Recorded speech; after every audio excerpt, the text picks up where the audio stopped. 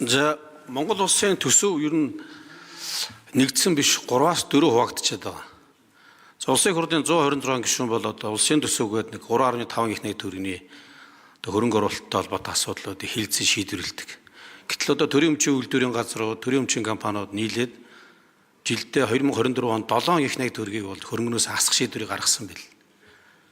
За ингээд төрийн өмчийн үйлдвэрийн газар компаниудын авж байгаа өр төлбөр нь улсын өр төлбөрт ордоггүй ийм нэг байдалтай байдаг. За дээрэс нь бол нийслэл орон нутгийн төсөвөөр бас тустай байхан төсөв батлаад илүү орлого бүрдүүлнийг тооцоолоод тэрнгээрээ зардал гаргаад ингээд энэ улсын төсвийн зарлага дээр бас нөлөөлдөг ийм асуудлууд бол байгаад байгаа юм аа. Тэгэхээр одоо бид бол одоо ялангуяа Монгол улсын төсвийн тухай хуулинд нэлээд анхаарах шаардлагатай байна. Яг сайн зэрэг гишүүний яриад байгаа одоо энэ төрийн өмчийн үйлдвэрийн газар гэдэг нэрийг төрийн өмчийн компани болгоод тэг компанийн засаглалын одоо сайжруулах шаардлагатай учраас оруулъя гэж байгаа. Энэ санааг нь бол дэмжиж байгаа.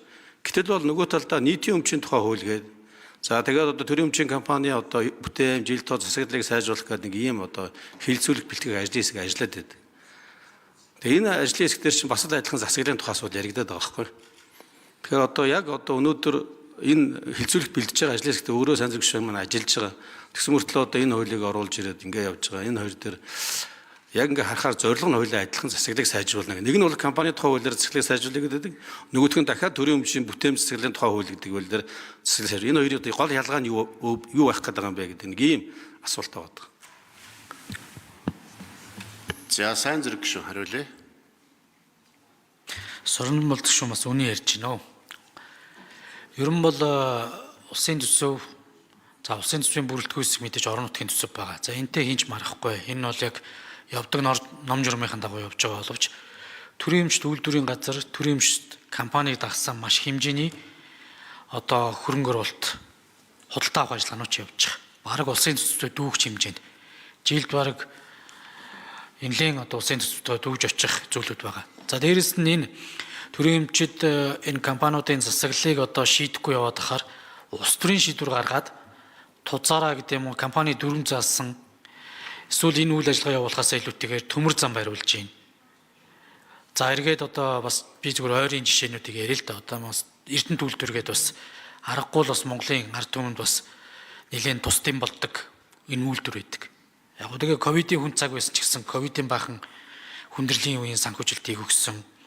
Энэ сургууль цэцэрлэгийн ойлуудыг сайжруулах, модон жорлонгоос салах үйл ажиллагаа санхүүжүүлгээл шийдвэр гаргаад өгчөж байгаа юм. За дээрээс нь бараг Эрдэнэт үйлдвэрээр Мятыг бас хүндрэлтэй үед бас санхүүжилт олгож явах жишээтэй. Зээл бүр бад хадгалан зээлийн оршоо шиг банкуй санхүү шиг л ажиллаж байгаа байхгүй. Тэгэхээр уг нь бол ийм байдлыг байж гаргаж болохгүй юм байнамаа. Өөрөөр хэлэх юм бол яг зүгээр Эрдэнэт үйлдвэр ингээ үнэхээр ашигтай ажиллах юм бол ногдол ашигын зарчмаараа улсын төсөв дээр тодорхой орлогыг бүрдүүлээд энэ улсын төсвөөрөө буцаагаад Монгол улсын иргэдийн нийтлэг эрх ашиг шийдэх тэр бүтээн байгуулалт руу байд юм уу эсвэл одоо багш эмчнэрийн цалин нэмэх байд юм уу ахмадын тэтгэврийг нэмэх байд юм уу ийм үйлрээр зарцуулах хэрэгтэй маа. Энэ одоо компани засаглалыг алдагдуулах байдлаараа шууд тухайлан төслийг одоо санхүүжүүлгээд дөрмийн бус одоо үйл ажиллагаанууд руу шууд хамааруулаад ордог. Энэ одоо компаниг дагсан одоо энэ хөрөнгө оруулалт байд юм уу ийм шийдвэрүүд бол өнгөрсөн хугацаанд олон гарсан. Тэгэхээр энийг бол цаашдаа багц байдлаар нь бол засах ёстой гэдэг Сонзон болдог шүүний одоо хэлээд байгаа энэ углуургийг бол ойлгож байна. Тэгвэл тэр хуулиуд манд өнгөж хилцүүлэгт бэлтгэдэй явж байна. За мэдээж бас тодорхой цаг хугацаа орно. За батлах хэсэг асуудал бол улсын хурлын 126 гишүүнээс хамааралтай. Тэгээд одоо батлагдсан ч гэсэн том хэмжээний зөвхөн энэ одоо компани засаглалаасаа гадна нэлээд өргөн хэмжээний Монгол улсын нийт өмчийн менежментийн асуудал өөрчлөлтөнд уялдаж яригдж байгаа учраас хэрэгжих хугацаад ороо ажил бэлтгэл ажил 6 сар болно ч гэдэг юм уу. Энэ зүйлүүд хойш тавигдаад байгаамаа. Тийм учраас яг энэ цаашдаа өнөөдөр иргэний хуулийнхаа суур концепцтой 24 зэрэг зөрчилдөж яваа энэ хуулийн этгээдийн хэлбэрийг хасчаа. Тэгээ компани хэлбэр руугаа засаглал руугаа ороод бас энэ компанийг цаашдаа олон нийтийн болох гэдэг юм үр өгөөжийн сайжруулахын үйл ажиллагааг яг ном журмын дагуу хийж явъя л гэсэн ийм л одоо зүйл байгаа.